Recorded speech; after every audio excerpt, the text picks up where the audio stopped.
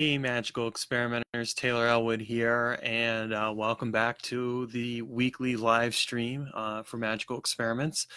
This week, I'm doing a follow-up to the video I did last week where I was talking about, dogmatism and magic. I had someone comment, and he basically said, well, how do you go about cultivating a non-dogmatic approach? How do you get the experiences and other things along those lines that help you to achieve this non-dogmatic approach that you're talking about? And I thought it was an interesting question and decided I was going to go ahead and answer it in here. I mean, it really boils down to how do you get experience in your magical practice in the first place? And it boils down to a few key things that ultimately need to be cultivated and applied to your magic. The first is that you have to apply the awareness that you are ultimately your own spiritual authority to everything that you do. You may have different teachers. You may have people that you learn from. And again, like I said in last week's video, respect those people, but don't be afraid to challenge them. But ultimately, you have to be your own teacher. I self-taught myself magic at the beginning. I did have a couple of people that along the way were mentors, and I even have one right now that I consider a mentor who I have a ton of respect for. I don't agree with him on everything, but I have a ton of respect for him. And my first experience was when I was 16. I had just started practicing magic, and I met this kid who was also practicing, and he offered to teach me magic, and he was he started teaching me, and like a week into it, he called me up and he said, "Taylor, I can't teach you anymore." And I said, "Why?" And he said, "Because you have no soul." Now think about that. Imagine you're a 16-year-old and you get told you have no soul. That would be pretty freaky, right? I was freaked out by it. I was like, what did he mean I had no soul? And I was like, he's like, you can't learn magic at all. And really, I came to realize that it wasn't that I didn't have a soul. Last I checked, I do have a soul. I haven't signed it away to the devil or anything like that. No, the reality was is that he felt threatened by me. He felt threatened by the fact that I had such a voracious appetite for magic, and he didn't feel up to the task for teaching me. And he wasn't up for the task for teaching me. I mean, let's be honest here.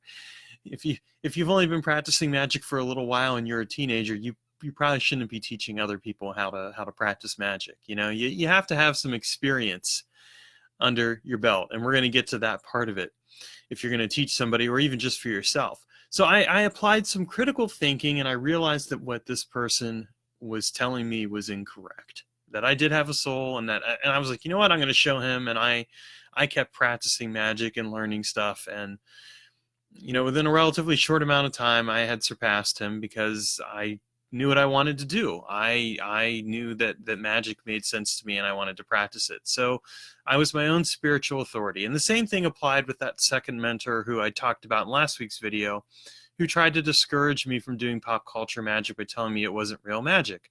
I applied critical thinking to what he said, and I said, you know what? This guy is full of it. He doesn't know what he's talking about. He had some experience. I'll give him that. But the way he was approaching things, oh so world weary, and like he knew so much about magic at age 30, I was like, forget that. I'll tell you something. I'm 43 years right now, 43 years old, and I still feel like there's so much I could learn about magic. So don't ever fall for that line. If someone's acting like they know everything there is to know about magic, they really don't. What their problem is they've become weary of themselves. They've become they've put blinders on. They have fallen into the trap of, well, I've done so much, I know so much, and nobody else can know as much as me. Well, that's not the case at all. And that's where I would say challenge what you know by discovering what you can learn, which is a part of that principle of critical thinking, right? We necessarily need to challenge what we know by discovering what we can learn. Well, how do we do that? We go out there and we have experiences. And so what does that entail, you might ask? Well, I'll tell you what it entailed for me. It entailed picking up books, reading those books, and then trying out the actual rituals and exercises and seeing what happened. And once I'd gotten to a certain baseline of experience, I then started testing and experimenting with those. And I started asking myself, what can I do better about this? How can I improve on it? What can I take here and make different in order to get the same result or a better result? And really, what that taught me was that magic was much more variable than people made it out to be. You know, a lot of people have this idea that magic is inflexible, that you know that it has to be done a certain way, as I talked about last time, and that's really not the case. Once you have an understanding of the solid processes and principles of magic, it is very easy to go and adapt it to adapt it to your own specifications and personalize it. Now, someone might say, but Taylor, that sounds great, but it's really hard to do that. I mean, you know, you read these books and they say you have to do it this way or that way, or you talk to these teachers and they're all so sure. And here's the reason for that. Because most of these people do not know how to step back from their own system of magic and actually look at multiple systems of magic and develop what might be called a meta system of magic. You know, a system that allows you to really see everything that is in common across the systems. And in all fairness, it's not an approach that's typically taught in magic, because let's be honest here, people get really wrapped up in their own respective spiritualities. You have people who, you have the diehard Thelemites or the chaos magicians. And chaos magic is probably the closest to a meta system of magic, but it's still not, despite what they might think. And you have the, you have other people that are caught up in like their Reconstructionism or all these other things. And here's the thing, those systems all have their own valuable things to say, but they also all have blinders on, okay? You know, a person that's a Reconstructionist is going to say, well, you have to do it this ancient way, and it has to be done in this language and everything else because that's the way it's done. A Thelemite's going to say, well, you basically have to do everything the way old Uncle Al did it. Uncle Al, i.e. Aleister Crowley, he had the writ of all things, and he understood what to do, and we've got to do it his way. Some of them will, some of them won't, but I mean, that seems to basically be the thing. A chaos magician will say, well, go and roll a die and pick something and do it and all that, but, you know, it's all in your head, or it's you know, this or that, and they'll have no real skin in the game when it comes to it, because for the most part, they just don't. So when you realize that all of these different systems have blinders on, that in and of itself can teach you something about the practice of magic, and it's this. We set and create our own limitations, and those limitations can really serve to blind us to what we can actually achieve with magic. So it's important to recognize that, and to approach your experiences with the various systems of magic that you learn from a perspective of, what can I learn from this, but what can I also do to really take my experiences and use them to inform my own path? Because ultimately what you're doing is you're creating your own system of magic through the living of your life. I prefer to rely upon experiential data when it comes to magic, and the reason for that is simply this. Your experiences are ultimately going to be the guidepost by how you advance in your magical practice. I could tell you until I'm blue in the face, this is how magic works, but until you go out there and actually do something with it, it doesn't mean anything. You actually have to apply. You have to go out there and have experiences. You have to be willing to transform your understanding of magic through actually doing things. And this is why, in my case, when I talk about cultivating a non-dogmatic approach, I emphasize the experiential data. Like if someone says to me, I want to work with a spirit, okay, great. Then I can recommend any number of books. In fact, I'm going to be writing a few books on the topic eventually here on how to work with spirits. And you can go and do those practices, but here's the thing, at the end of the day, those books can only describe what you can do. They cannot describe your experience. The experience has to be your ultimate teacher. And your critical thinking has to also go hand in hand with that experience. You have to be willing to evaluate what you're doing and how you're doing it. You say, okay, great, that's fine, Taylor, I get all that, but there's nothing out there for doing that. I mean, do you want me to just make it up? Well, okay, here's the thing. I actually have developed stuff along those lines. And so a good point, a good, and take this all with a grain of salt, okay? I'm not going to lie and say otherwise. I mean, I'm sharing with you some of the books that I've written. So, obviously I'm hoping you'll go and buy them. Fair enough. I'm going to be blatantly obvious about it. But take it all with a grain of salt. And if you read those books, take them with a grain of salt. Challenge what I know and discover what you can learn with them. That's what I'm always going to tell you. So, The Process of Magic, a guide to how magic works, where I basically walk you through how the different processes and principles of magic work, including working with spirits, including doing practical magic, and all that other fun stuff. I wrote that book as a non-dogmatic thing. If you read that book, it is a technical guide to how magic works. There's no spiritual trappings to it. There's no specific system of magic alluded to. It's written as a meta system. And the reason why it's written that way is because what I've seen time and time again for a lot of people with magic is they get so caught up in the blinders of a system that they're not able to see the forest for the trees. They don't know how to take a step back. And so I was like, well, there's got to be a better way. And that's why I developed that book. There's a couple other books I'm going to share with you.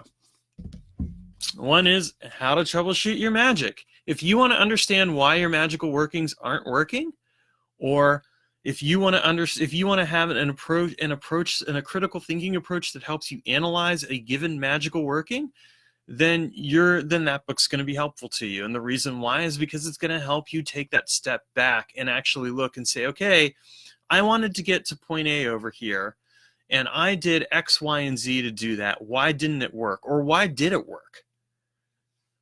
If you don't understand how magic works, if you don't understand why you're doing what you're doing, it's really hard to get measurable results. I'm not saying it doesn't happen. I mean, there are people out there who will say, just go do magic. You don't need to know how it works. And my answer to that is, again, that's a bunch of bullshit.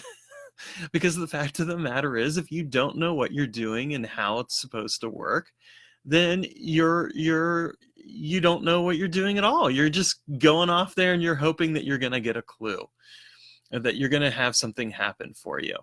Now, it can be argued that you won't necessarily know all the moving parts in a magical working. Fair enough, but you ought to at least know the parts that you're enacting and putting into play. And you ought to at least have an idea of what's happening. And that's one of the reasons I wrote that book. And finally, my Magic by Design book, which is all about how to create your own magical workings. And again, it takes a very non-dogmatic approach to this process, because it steps you back and it says, okay, well, let's look at what we actually need to do to create a magical working.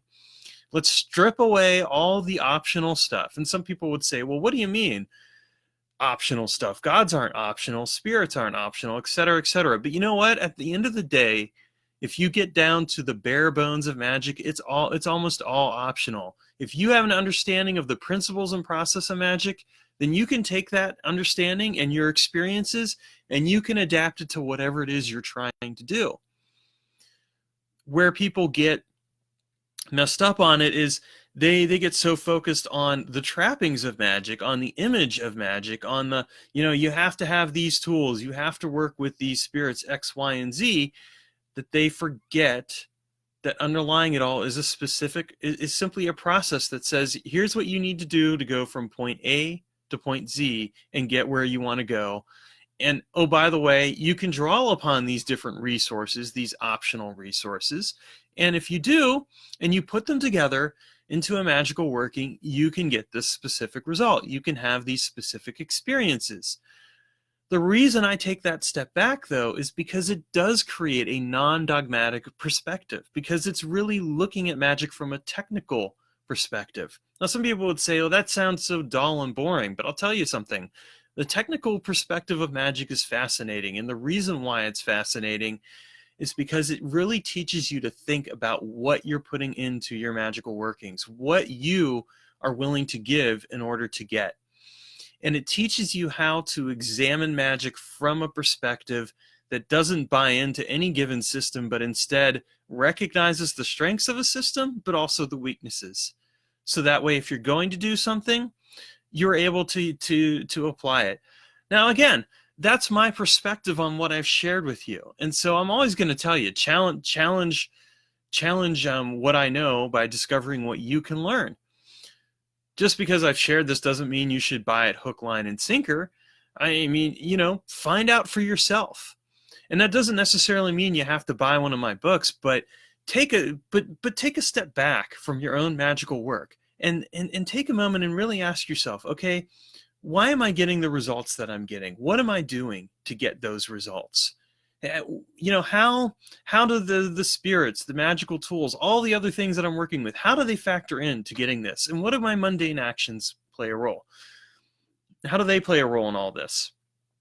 If you can do that, guess what? You've basically replicated what I'm talking about anyway, but now you've done it on your own, and you can use that as a way to test and verify for yourself, well, how is my magic really working? What is it that I'm doing?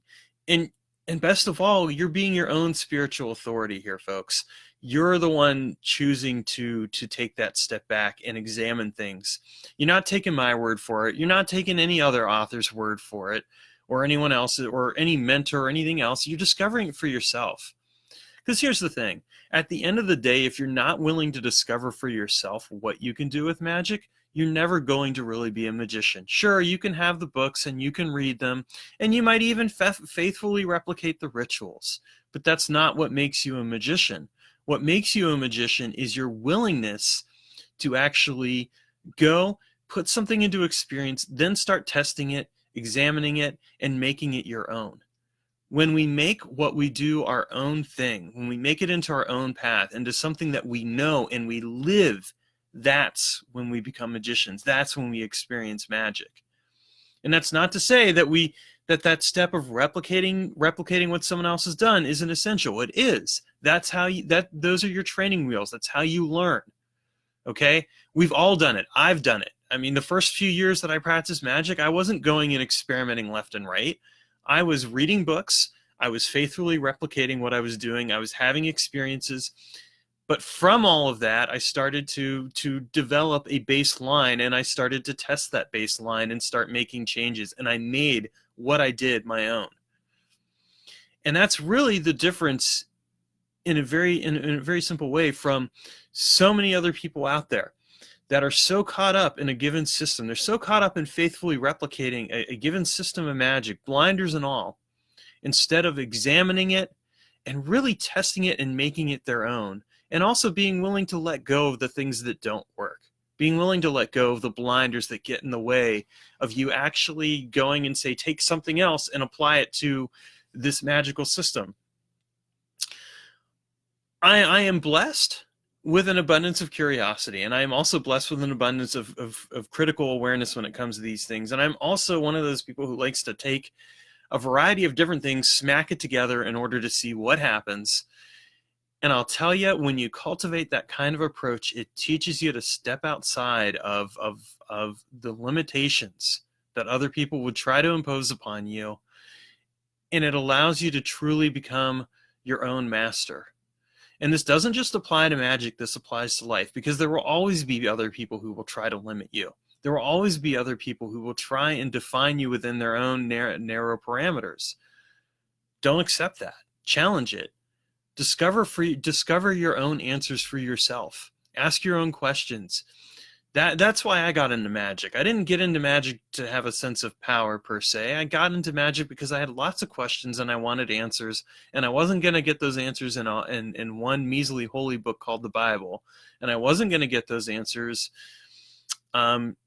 really from anyone else. I had to go out there and get them myself. And that's the same for you. All of you have to go and get your own answers. Your answers aren't going to necessarily be the same as mine, and that's okay. They don't have to be the same as mine. But the only way you're going to do that is to go out there and do the work. If you want to learn how to work with a spirit, for example, go out there, read some books, talk to some people, get some perspectives, but then go and do it. You're going to fail along the way, by the way. I'm going to tell you that right now because I've failed along the way. I can't tell you how many times I failed, but I failed a lot. And it's one of the reasons why I share my failures. I don't just, if you notice, I don't just share my successes in magic. I share my failures as well. And the reason is twofold. One, Keep me humble, because at the end of the day, we all fail. We're all human. We're not infallible, and that's just a simple reality that we must learn to live with. But two, it's because if you see someone who's comfortable sharing their failures and learning from them, guess what? You're going to be more comfortable failing and learning from your failure, because you're going to see that it's a perfectly normal thing to do. There are a lot of magicians who cannot cop to the fact that they have failed sometimes, that their magic hasn't always worked. You know, they get all weird about it. But guess what? There's not a magician out there who has not failed. There's not a magician out there who did something and they ended up feeling like an ass at the end of the day because what they did didn't work. We've all been there. And if you have the courage to accept that and the courage to learn from your failures, your successes will be that much sweeter. If you have the courage to go out there and have experiences and transform your life as a result, your life will be that much sweeter. But don't take my word for it. Go out there and do the work. All right. Have a great evening, folks. Take care, and I'll see you next week for the next live stream.